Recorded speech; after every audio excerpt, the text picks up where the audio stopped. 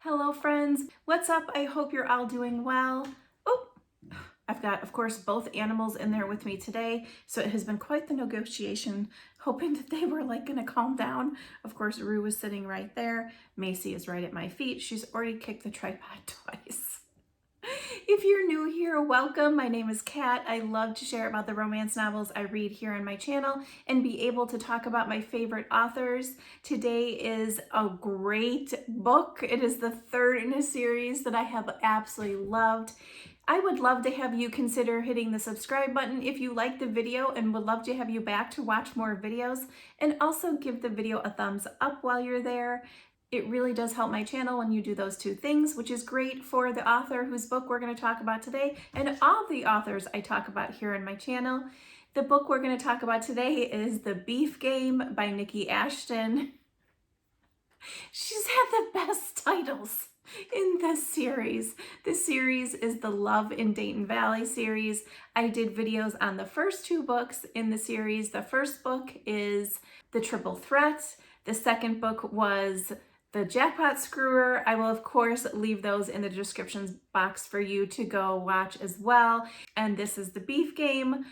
I never want to give spoilers, but because this is the third book in the series, you might hear something if you haven't read the books, so I apologize in advance if that happens.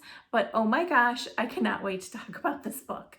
I could not wait for Jefferson's book. That's who this book is about. He's the main character. Jefferson is Hunter's dad. He is a silver fox. He is about 50 years old. I was so into him in the first book. The first book is about Hunter, his son, and his love interest, Elle.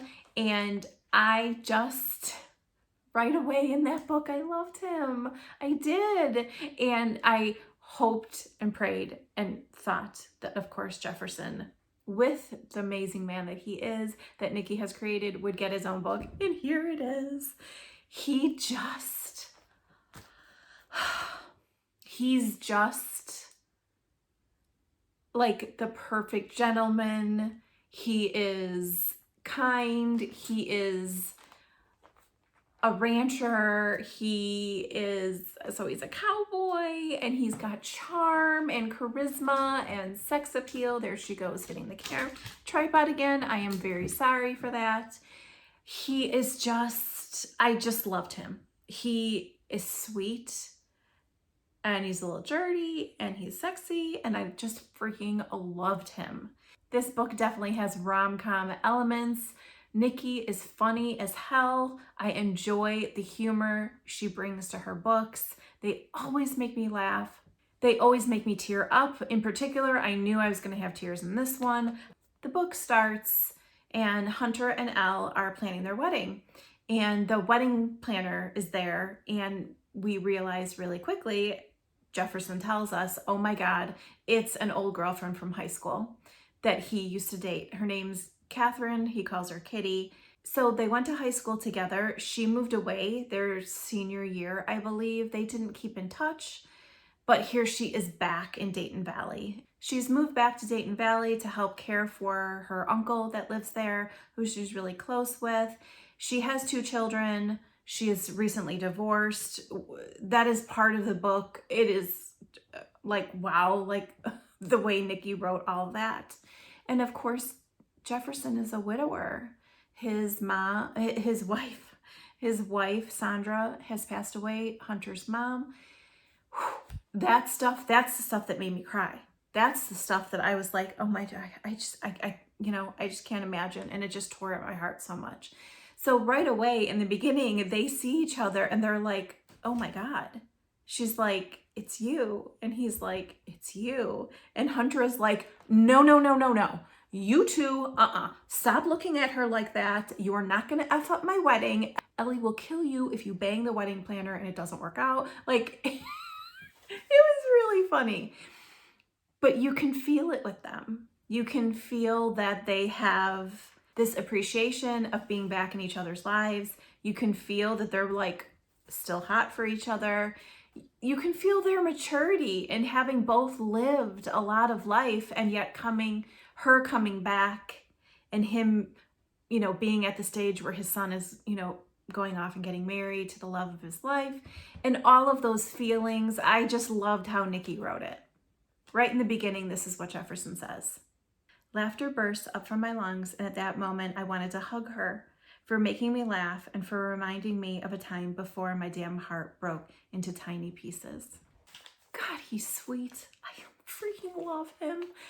And then this is from Kitty. Watching Jefferson with his son and his friends, and I couldn't help but wonder what if. Yes, we'd only been kids when we were together, but I knew even then that we could have been something special. These people adored him, he adored them, and I was pretty sure he'd have treated me like a princess. At 15, Jefferson Delaney was beautiful.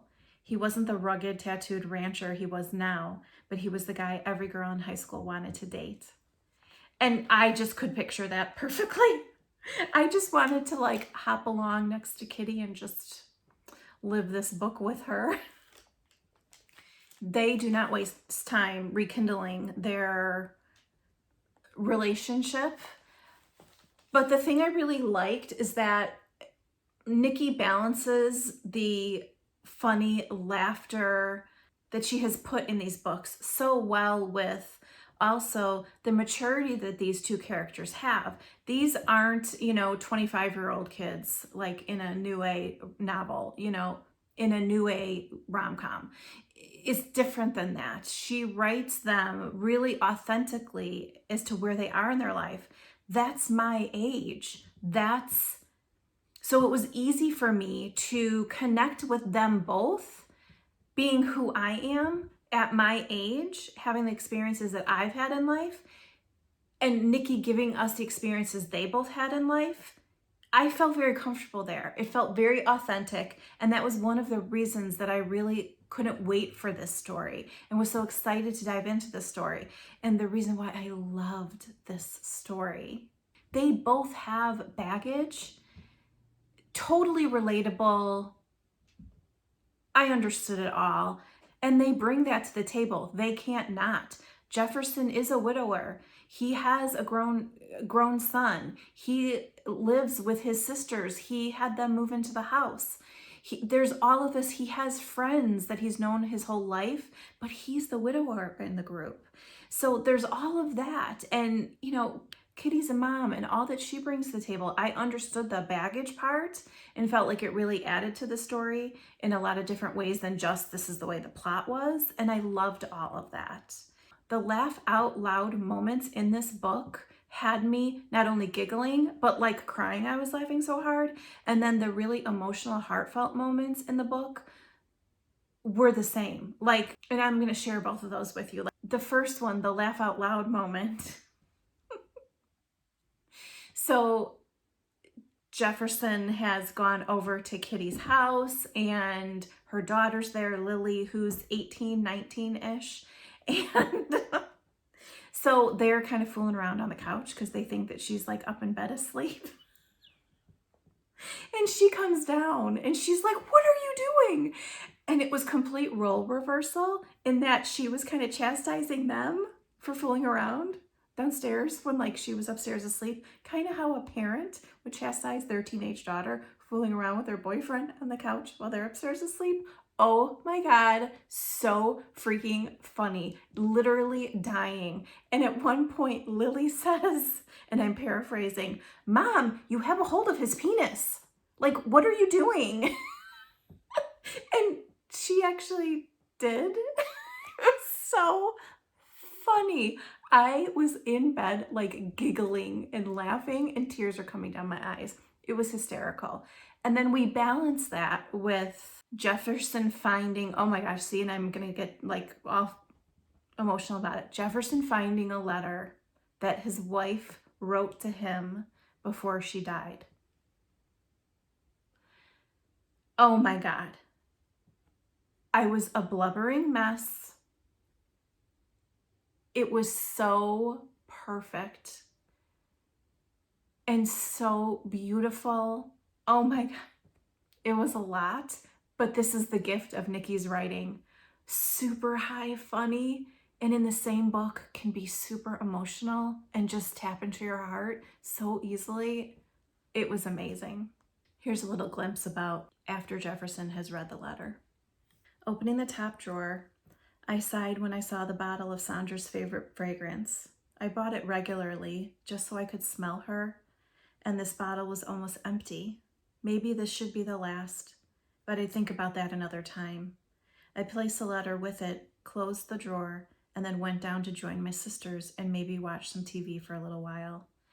Oh, the perfume. I think I even talked about that in the triple threat video about how Hunter walks into a room at one point and he smells his mom's perfume, and how Elle bought the perfume and wore it one day. I mean, stop it. Like, those are the tender moments that Nikki does so well. And look at me. Oh my gosh. Geez Louise. There's plenty of drama in this book. There is a happily ever after at the end of this book. And how exciting. I knew that the series wasn't over. I was pretty sure it wasn't over, but I'm super excited and very surprised at who the next book is about. There is a sneak peek at the end of the book, so make sure you read that. But wow, okay, this is going to be interesting. So definitely count on another video from this Love in Dayton Valley series of Nikki's. Let me know if you have read The Beef Game. I have to laugh every time I say that. The Triple Threat or the Jackpot Screwer. I would love to hear your thoughts. Thanks for hanging out with me today, guys. I'll see you again real soon. Bye.